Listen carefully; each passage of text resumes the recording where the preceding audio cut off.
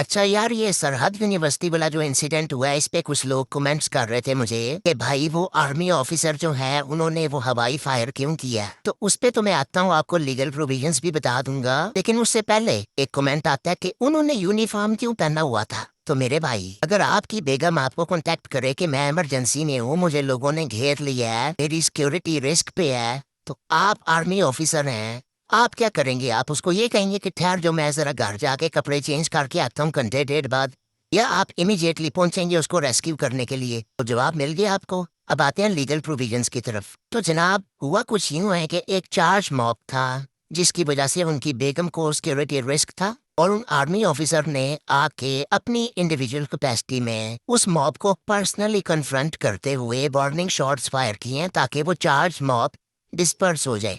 तो सवाल ये है कि क्या कानून में इस चीज की गुंजाइश है कि वो ऐसा करें? तो उसका जवाब है हाँ जी, बिल्कुल गुंजाइश है। सबसे पहले तो आर्मी एक्ट 1952 सोल्जर को इस चीज की इजाजत देता है। सेकेंडली, पाकिस्तान पीनल कोड का सेक्शन 76 पीपीसी सेक्शन 76 उसको इस चीज की इजाजत देता है कि अगर उसका कोई सुपीरियर उसको ये कमांड देता है इन conformity with commands of law, तो वो अगर ऐसा करे तो उसमें कोई ऑफेंस वाला चक्कर नहीं है, वो कर सकता है। लेकिन इस इंसिडेंट में जो सबसे स्ट्रॉन्गेस्ट प्रोविजन है वो है code of criminal procedure CrPC 1898 का सेक्शन 131 के, जहाँ पे वो एक चार्ज मॉब को पर्सनली कन्फ्रंट कर रहे हैं और पब्लिक सिक्योरिटी रिस्क पे है, तो वो सेल्फ डिफेंस में या दूसरों के डिफेंस के लिए ऐसा कर सकते हैं। कानून में इस चीज की बिल्कुल गुंजाइश है। तो ये एक छोटी सी फुटेज चल रही है 9 मई की। ये वही आर्मी ऑफिसर्स हैं जिनको आप गालन गलोच कर रहे हैं और जिन पे पथराव कर रहे हैं, और वो गालियां और पत्थर खाते हुए जा रहे हैं। आपका क्या ख्याल है, ये जिस जीप के अंदर जा रहे हैं, ट्रक में जा रहे हैं, इसके अंदर कोई फायर आर्म्स नहीं पड़े हुए?